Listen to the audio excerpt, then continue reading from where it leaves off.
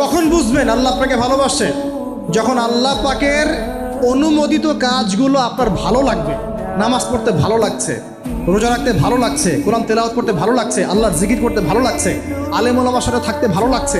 ঠিক আছে, আল্লাহর হালাল কাজগুলো যখন ভালো লাগবে বেশি বেশি, বুঝবেন আল্লাহ আপনাকে নির্ঘাত মহব্বত করেন।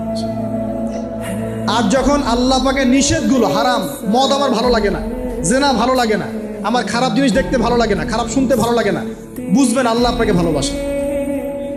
আর যখন দেখবেন খারাপের পিছনে আপনার ঝোঁক বেশি, দুর্নীতি করতে ভালো লাগে, সুদ খাইতে ভালো লাগে, ঘুষ খাইতে ভালো লাগে, কাউকে ঠকাইলে মনে হয় আমি স্মার্ট হয়ে গেলাম, হ্যাঁ, মানুষের টাকা আত্মসাৎ করতে ভালো লাগে, নামাজ না পড়ে ঘুম দিতে ভালো লাগে, ঠিক আছে, রমজান মাসে বিড়ি টানতে ভালো লাগে, ঠিক আছে, মেয়ের সাথে যে টাঙ্কি মারতে ভালো লাগে, তখন বুঝবেন যে আল্লাহ আপনাকে এখনো ভালোবাসেন, বা আপনি আল্লাহর ভালোবাসা পাওয়ার যোগ্যতা হারিয়ে ফেলেছেন। আল্লাহ পাক আমাদেরকে বোঝার তৌফিক দান করুন।